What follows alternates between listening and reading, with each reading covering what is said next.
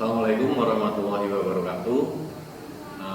Salam sejahtera bagi semua peserta didik atau calon pengurus OSIS SMP Negeri 9 Salatiga yang saya cintai dan saya banggakan. Pertama-tama marilah kita panjatkan puji syukur kita kepada Allah Tuhan Yang Maha Esa, karena pada kesempatan kali ini kita masih diberikan kesehatan. Adapun jika anak yang pada kesempatan ini sakit, semoga lekas sembuh dan diangkat penyakitnya oleh Allah Subhanahu wa Ta'ala.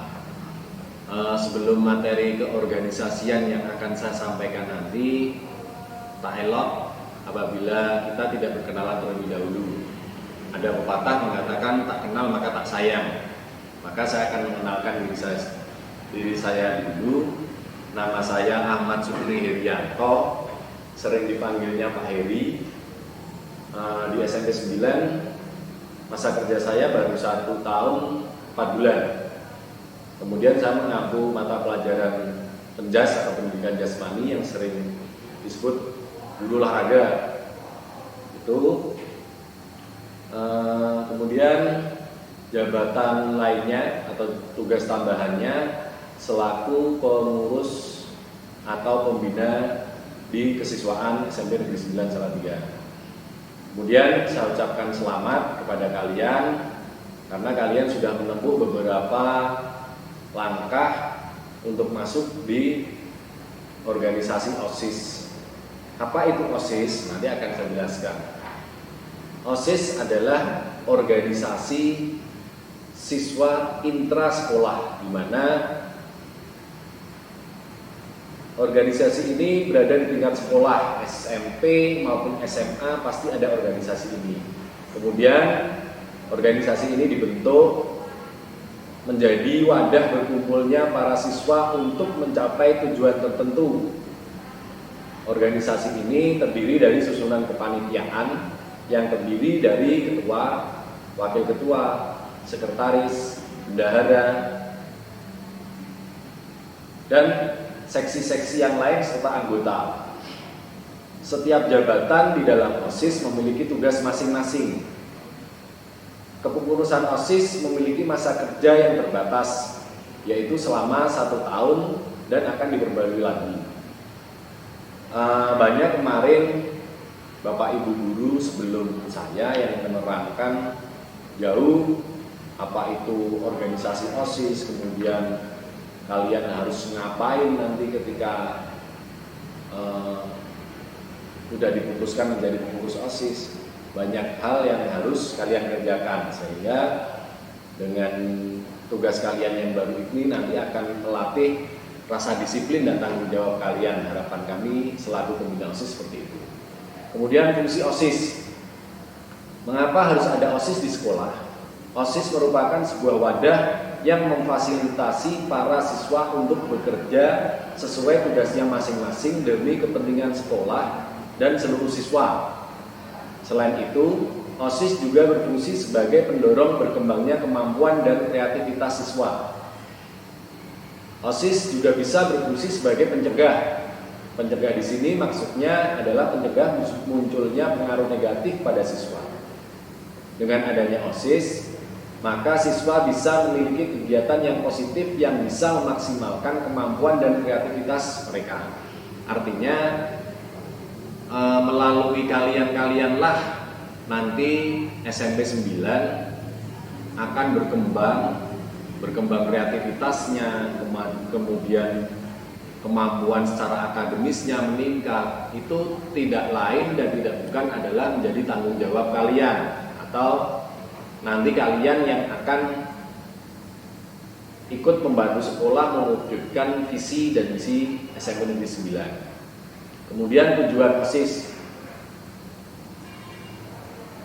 Mari kita lihat lagi pengertian OSIS. OSIS merupakan organisasi intrasekolah yang artinya organisasi ini dibentuk di dalam sekolah, beranggotakan siswa di sekolah, dibina oleh guru di sekolah, dan bekerja demi kebaikan sekolah. OSIS bertujuan memfasilitasi para siswa untuk menyalurkan aspirasinya atau pendapatnya, mengekspresikan kreativitasnya dan berkontribusi untuk hal-hal yang positif. OSIS memiliki tujuan yang positif bagi seluruh siswa di sekolah, yang artinya akan memberikan pengaruh positif juga baik sekolah itu sendiri. Selain itu, ada lagi tujuan OSIS yang perlu kalian tahu. OSIS bertujuan untuk memaksimalkan potensi siswanya sehingga bisa meraih prestasi yang membanggakan untuk sekolah. Selain itu, OSIS juga bertujuan untuk melatih keterampilan siswa dalam bersosialisasi dan berorganisasi. Jadi tujuannya di sini jelas. Kalian nanti akan memandu kalian sebagai contoh dari kurang lebih 700 siswa yang ada di SMP Negeri 9. Maka kalian harus menjadi contoh yang baik, contoh yang positif.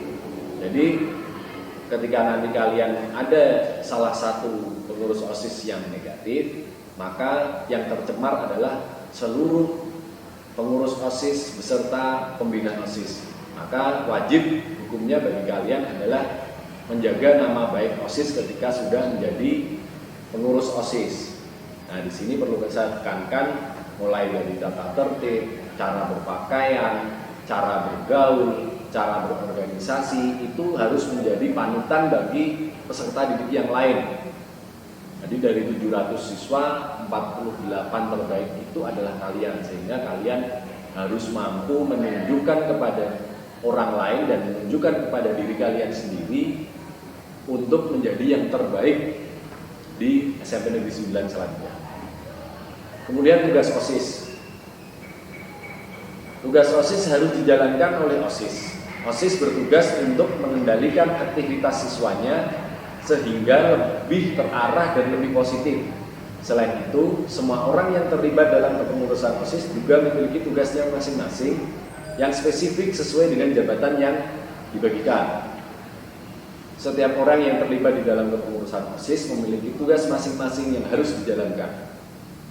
Selain semua siswa yang terlibat dalam kepengurusan OSIS, ada pembina yang bertugas untuk mengawasi jalannya kepengurusan OSIS. Salah satu guru akan dipilih untuk menjadi pembina dan mengawasi jalannya OSIS.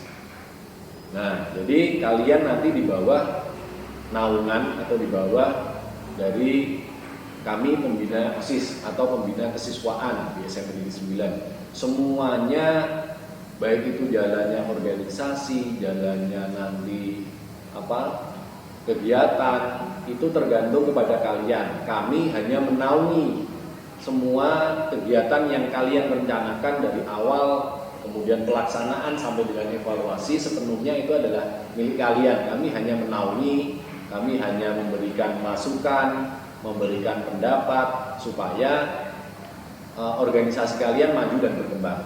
Nah, itulah tadi sedikit informasi tentang pengertian OSIS atau organisasi siswa intrasekolah, fungsi, tujuan, dan tugas.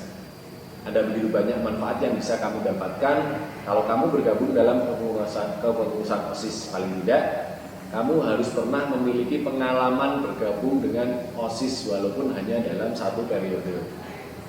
Demikian tadi materi yang bisa saya sampaikan. Jika ada kurang, saya mohon maaf, kurang kata atau mungkin ada kesalahan yang kata-kata yang salah yang saya sengaja atau tidak sengaja, saya mohon maaf dari dalam hati saya.